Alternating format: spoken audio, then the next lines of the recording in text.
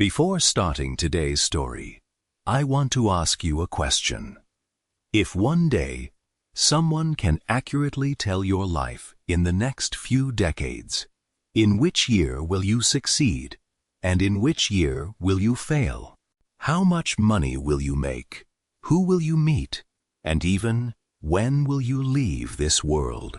What is even more terrible is that what happened later was exactly the same as what he said.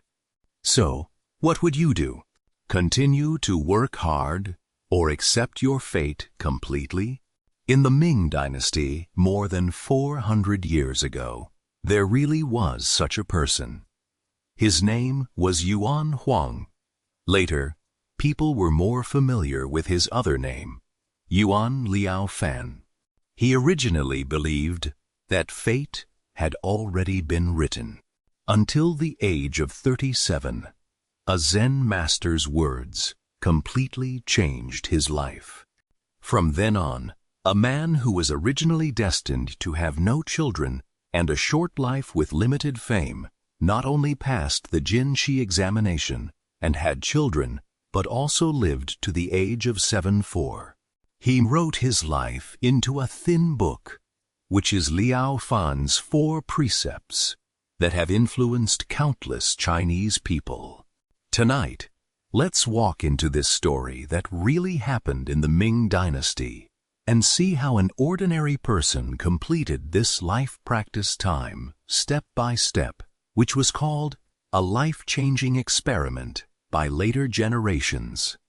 Back to the Jiajing period of the Ming Dynasty, it was a belief in the era of destiny. Imperial examination is almost the only way for ordinary people to change their destiny. Countless poor children have studied hard for more than 10 years or even decades in exchange for a piece of fame. Yuan Huang was born in Wujiang, Jiangsu province. His father died young, and his family was not rich. His mother originally hoped that he would study medicine, because studying medicine could not only support his family, but also save people. It seems that this will be an ordinary life path, but fate has changed at the age of 13. One day, Yuan Huang met an experienced employee in Xiyun Temple. The experienced employee's surname was Kang. It is said that he got the true biography of Shao Yong, a great scholar in the Northern Song dynasty. The first time we met, Mr. Kang said to Yuan Huang, "You are not a medical student. You have the life of an official." Later, Mr. Kang began to calculate Yuan Huang's future life, which year to take the exam, which year to take the exam, which year to become an official, which year to be promoted, and which year to resign. Even including or lifespan and children are all clearly said. At first, the Yuan emperor did not believe it. But what happened in the next few years shocked him more and more. The current 14th came true, not the 71st, and the 9th in the physical examination was still fulfilled. One can say coincidence, 2 can say luck, but dozens of times are completely consistent, which is beyond the understanding of ordinary people. Slowly, the Yuan emperor began to believe that his life had already been written. He later recalled that period of time and said that there is a definite number of life and death. Since then, he no longer actively fought for it, no longer deliberately struggled, and even during the period of studying in the Imperial College, he almost just sat in for a whole year, because he felt that since everything was doomed, what was the point of working hard? What many people don't know is that this is actually an extremely dangerous psychological state. Today, psychology calls it learned helplessness. When a person believes that he cannot change the result, he will gradually lose the courage to act and the ability to create the future. In the end, fate will really follow the original trajectory. The paradox of history is that Yuan Huang's biggest crisis is not that his fate is accurate, but that he begins to believe that he cannot change his fate. It is never the external world that really traps a person, but the sentence deep inside that is useless anyway. If the story ends here, then Liaofan's fourth discipline is nothing more than a book about numerology. But the person who really changed the fate of the original emperor has not yet appeared. This year, Yuan Huang was 37 years old. According to Mr. Kong's calculation, more than half of his life had been completed. His fame was limited, and he died without children. He died at the age of 53. All the endings had been written in advance. In this year, he came to Qixia Mountain in Nanjing, where he met Yuan Huang, a man who later influenced his life. No eyes were closed, no irritability was revealed, and the whole person was like a lake without waves. Zen Master Cloud Valley looked at it for a long time and finally spoke. He said, "I thought you were a hero, but I didn't expect you to be just an ordinary man." This sentence surprised Yuan Huang very much. He was able to refrain from delusions for 3 days. Why was he called an ordinary man instead? So he explained that because Mr. Kong had already calculated that my life's honor and disgrace had a definite number. So I stopped thinking. After hearing this, Zen Master Cloud Valley smiled. He said, "I see.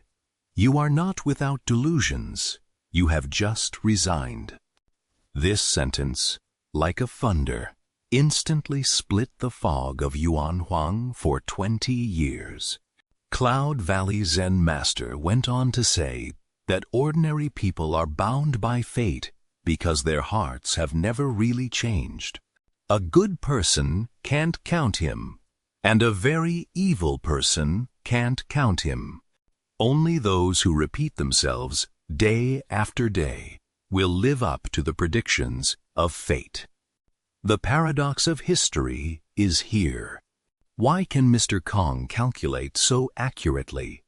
It is not necessarily because fate cannot be changed, but because Yuan Huang has never really changed himself over the years.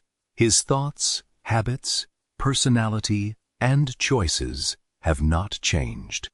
So the future naturally follows the established trajectory. Just like a train, if the track remains unchanged, the destination will naturally not change. What Zen Master Cloud Valley really pointed out was not the problem of fate, but the problem of people.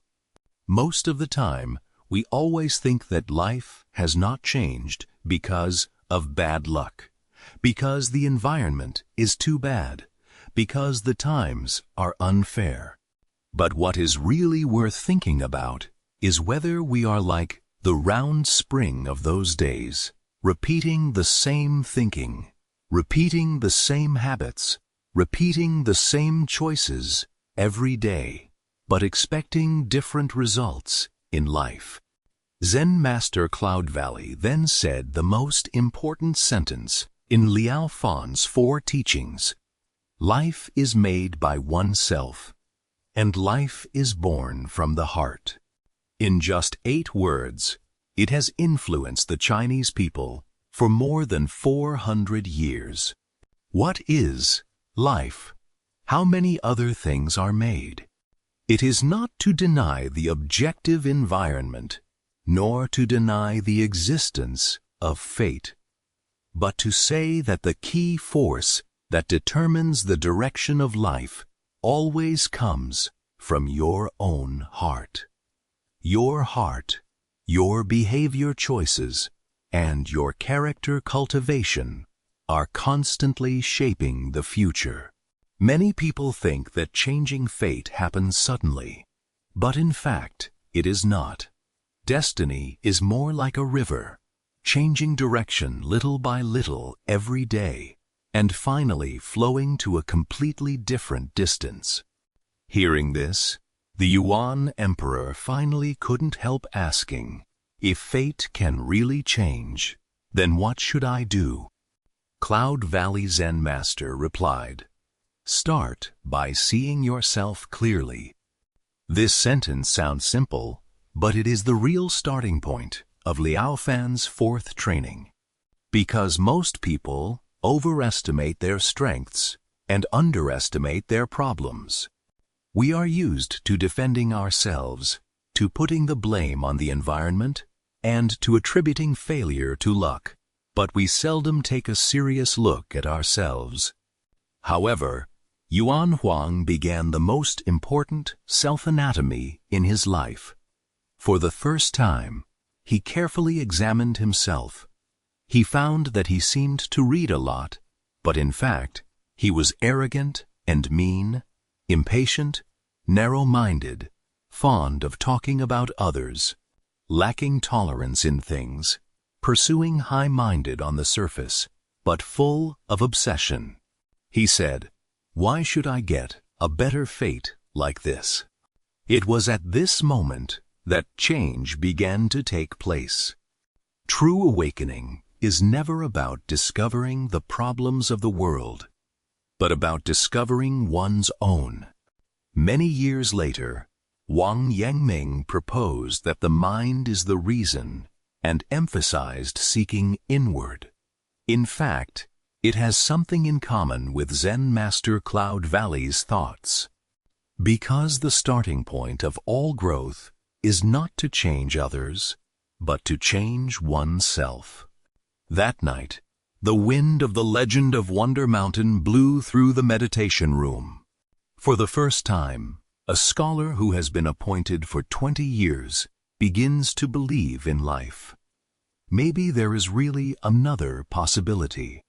Many people read Liaofan's fourth training for the first time, and they are often most interested in changing their lives.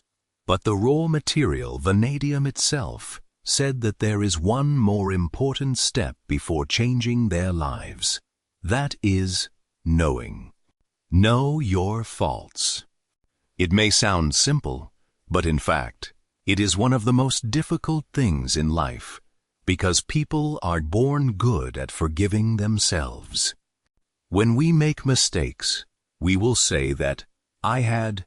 When we fail, we will say that the environment is not good. When we hurt others, we will say that I can't help it either. As a result, many people spend their lives correcting others, but never correcting themselves. Cloud Valley Zen Master told Yuan Liaofan that if he, not seeing even his own problems, the so-called change of life was just empty talk. Therefore, Yuan Liaofan began the most rigorous practice in his life. He wrote down his shortcomings one by one: arrogant, mean, impatient, jealous, vain, and selfish. Every time one is found, it is recorded, just like a doctor diagnosing his own disease. Not evading, not whitewashing, not making excuses. Many years later, when Yuan Liaofan recalled this experience, he said that there were many things in the past, such as dying yesterday, later, such as today's birth. This is a powerful sentence. In Liaofan's 4 training, the past is gone. What really matters is whether you are willing to become a new person from today on. Zen Master Cloud Valley then gave Yuan Liaofan a method called merit and demerit. The so-called merits and demerits are actually a record book, which records one's actions every day, a good deed, and a wrong deed. The statistics at the end of the month and the year-end summary sound a bit old, but if you change it to today, this is actually a self-management system. Its core is not to accumulate numbers, but to keep people aware. Because the vast majority of mistakes are not because they don't know, but because they forget. Forget the original inspiration. Forget the principles. Forget what kind of person they want to be, and the merits and faults are to find these back. Therefore, Yuan Liaofan solemnly set down his first wish in life and asked for a Chinese jin shi. In today's view, this is just an exam. But in the Ming dynasty, it means an opportunity to change the fate of the family. Instead of waiting for fate, as in the past, he began to take the initiative. Read carefully. Be cautious in words and deeds. Help others. Restrain himself. Record every day. Reflect every day. Correct every day. And slowly, changes began to appear. The first thing to change was not fate, but his heart. Once upon a time, I complained about something, but now I begin to bear it. Once upon a time, I liked to win, but now I begin to be humble.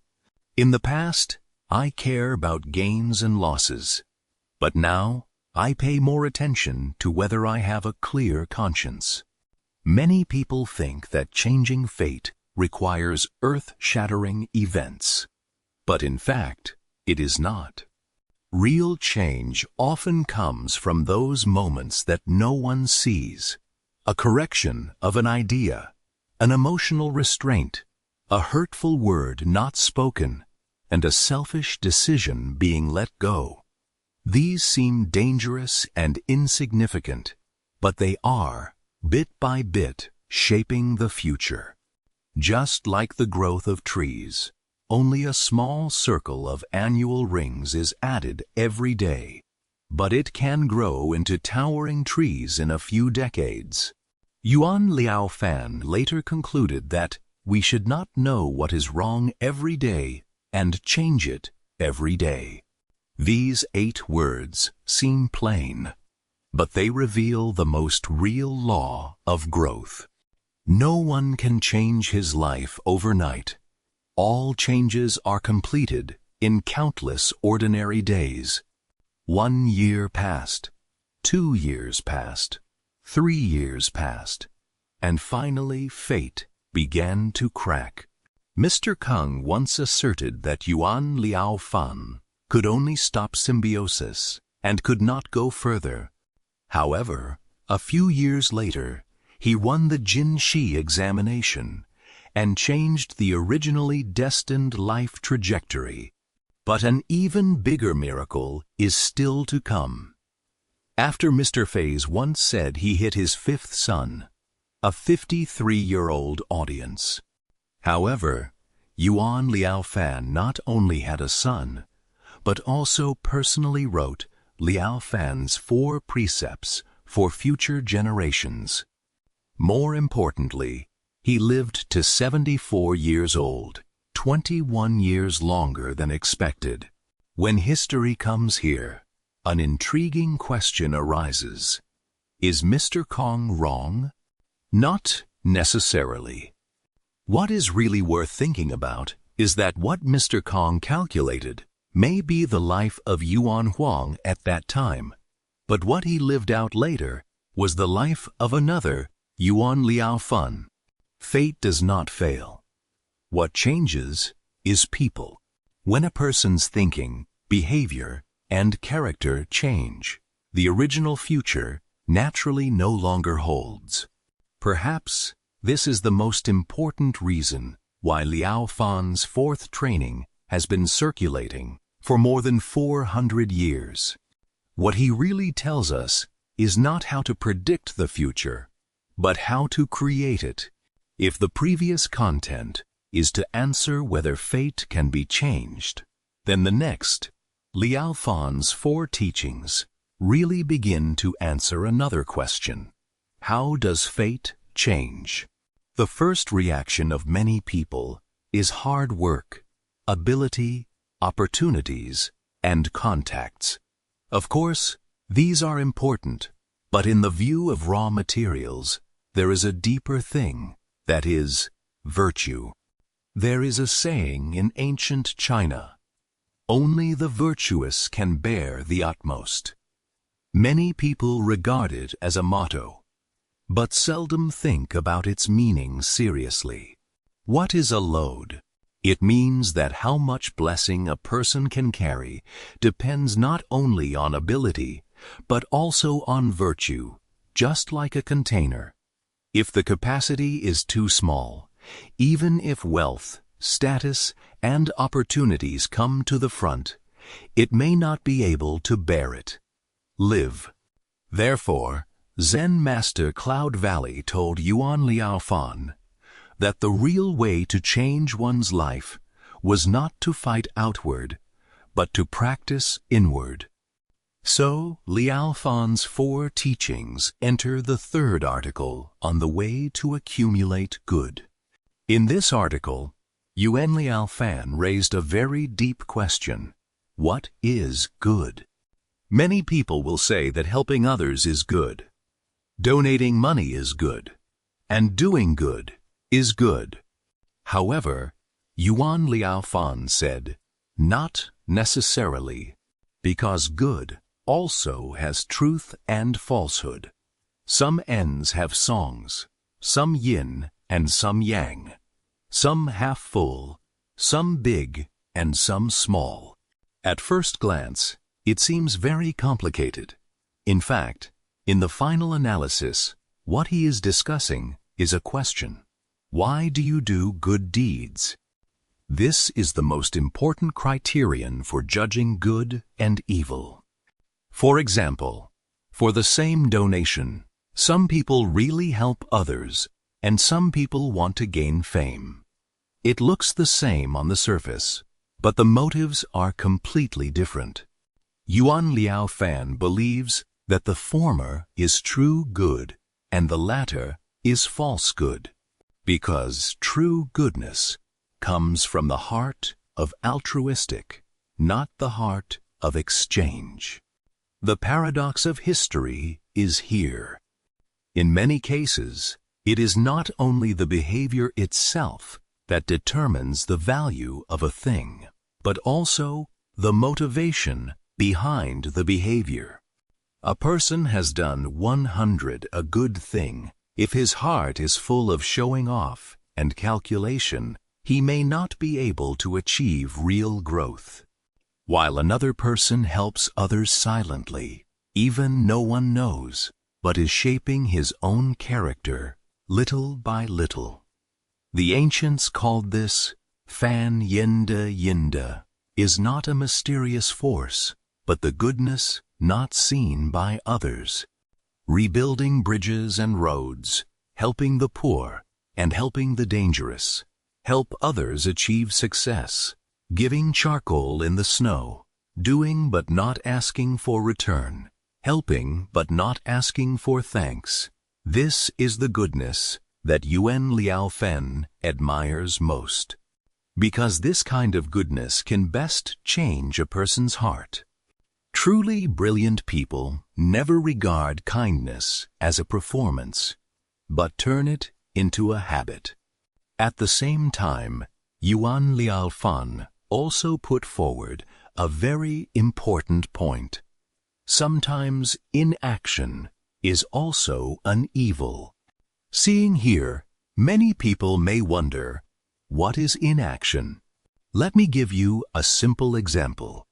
Seeing others being bullied, knowing that it is unfair, but silent for fear of trouble. When I saw the mistake happen, I knew I should be reminded, but I kept silent for fear of offending others. On the surface, it seems that nothing bad has been done. But in fact, kindness is not just not doing evil. Sometimes, it also means standing up bravely, True goodness, therefore, is not weakness, but principled tenderness. Not to please everyone, but to stick to it when it is time to stick to it, and take responsibility when it is time to take responsibility. With the passage of time, Yuan Liaofan became more and more aware that the so-called accumulation of good is not to deposit merit in the bank, but to shape another self. Every good thought is reshaping personality, and every good deed is revising fate. Just like a river, you keep injecting water into it.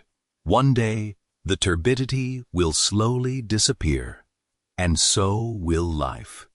Many people hope to change their lives overnight, but Liaofan's fourth training tells us that real change has always been dripping water through stones. It is the result of accumulation over time. It is the force formed by countless good thoughts, good words, and good deeds. This force was called floating by the ancients.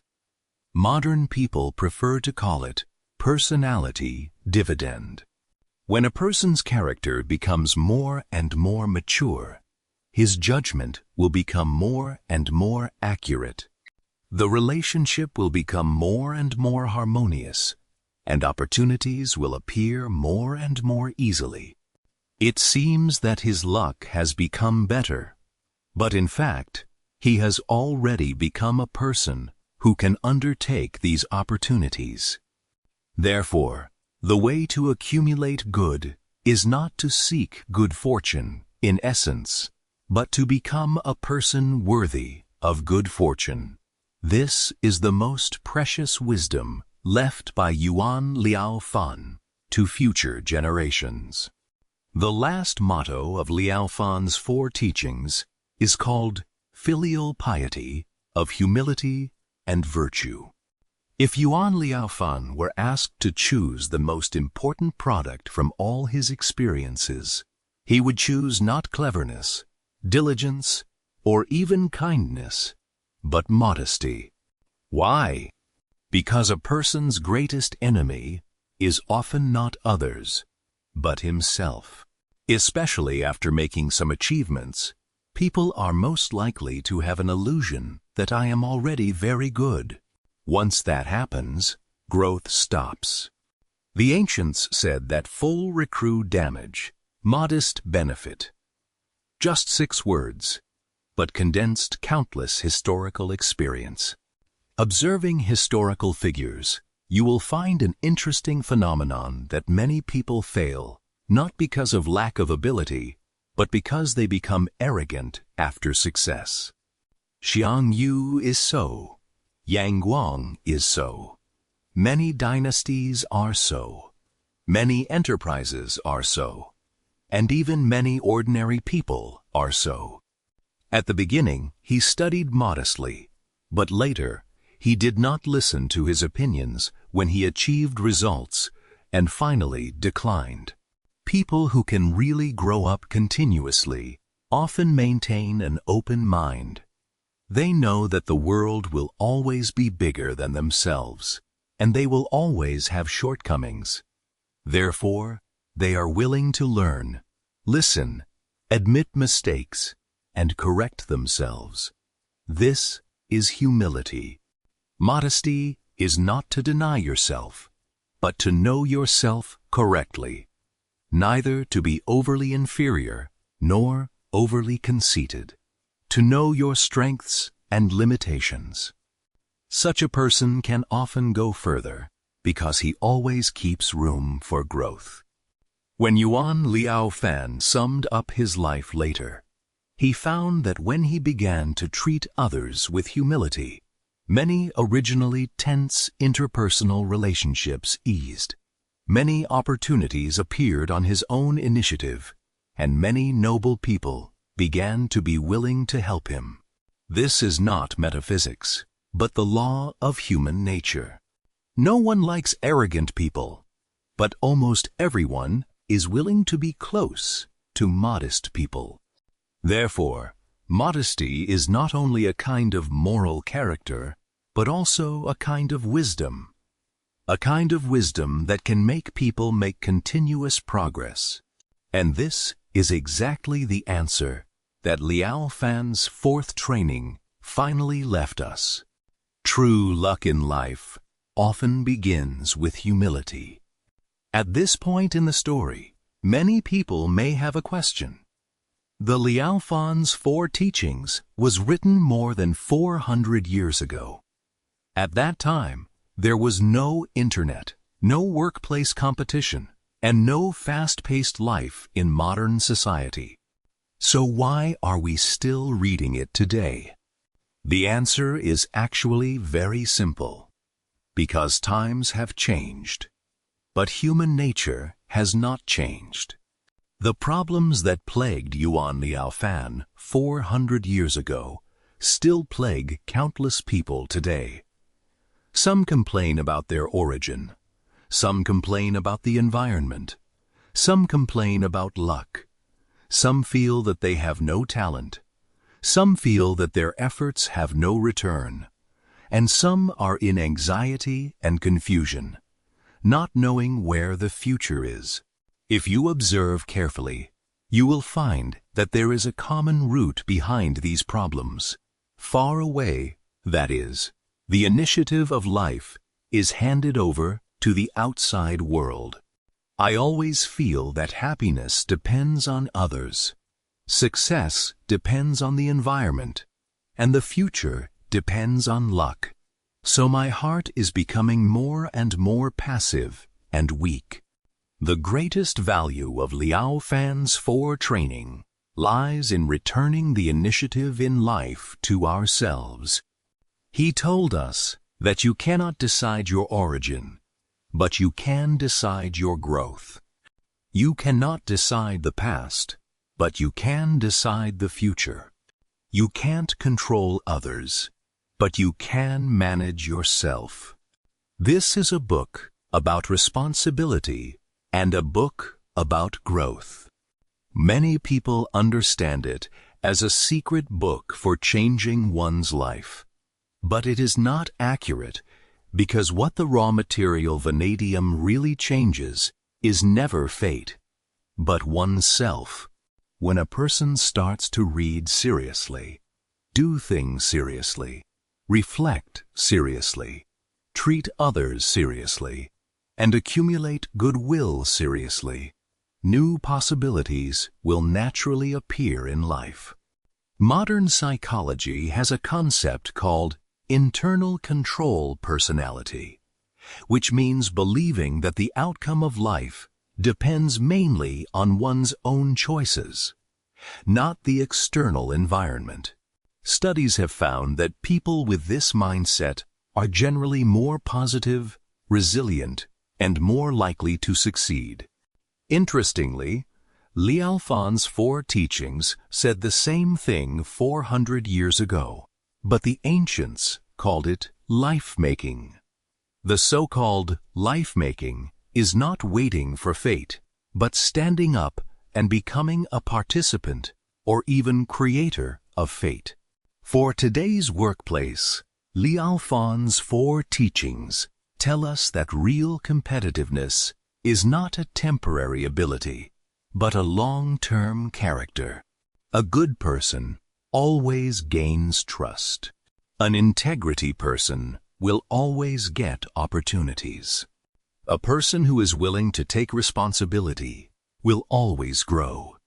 For interpersonal relationships, he told us not to always think about changing others, but to change ourselves first.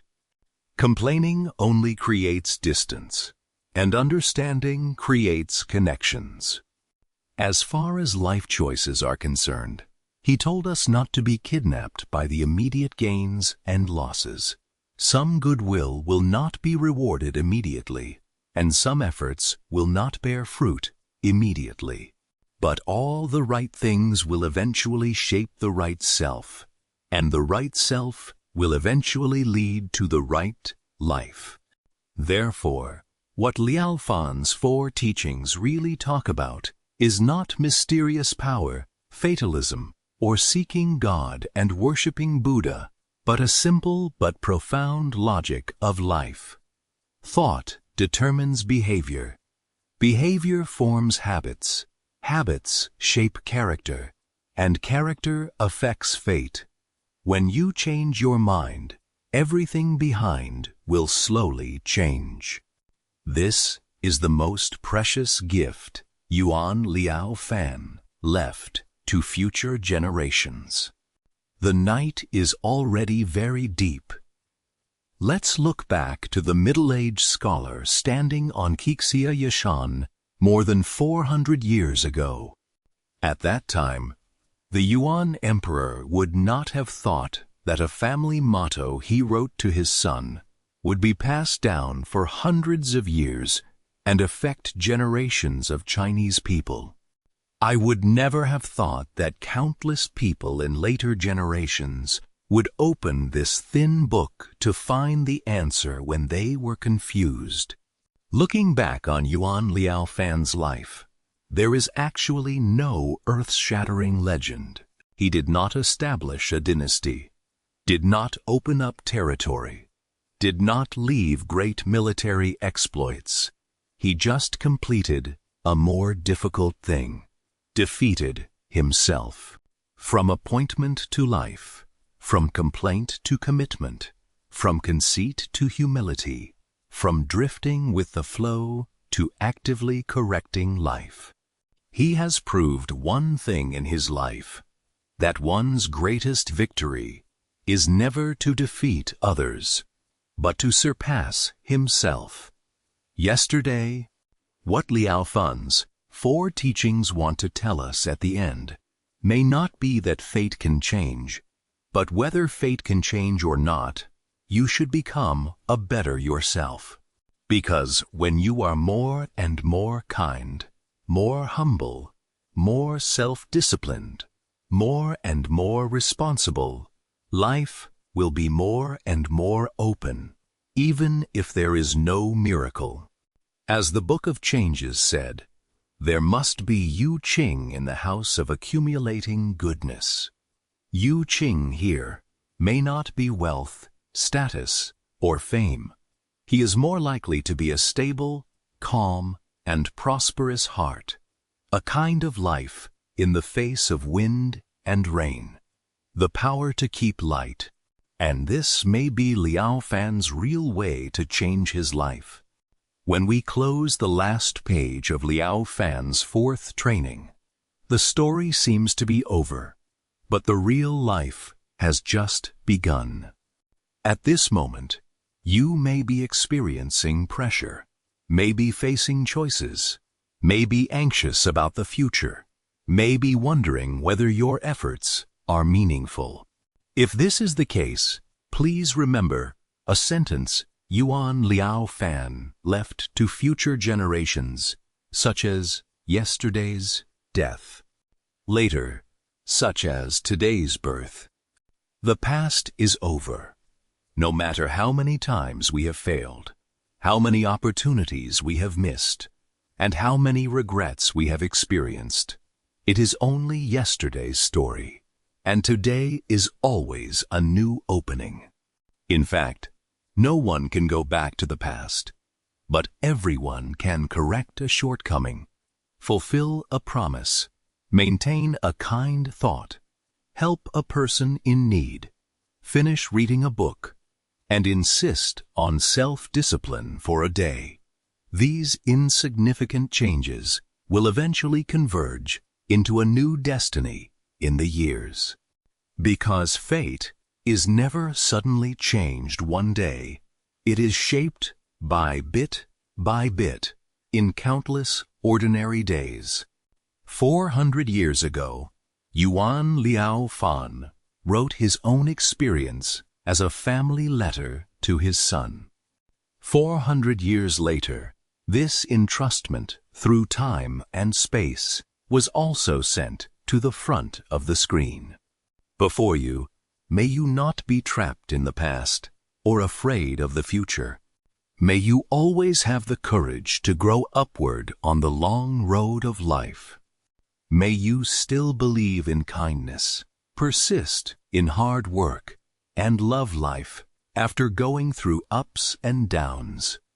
I hope that one day, when you look back on the past, you can calmly say, like Yuan Liaofan, that I have not wasted this life.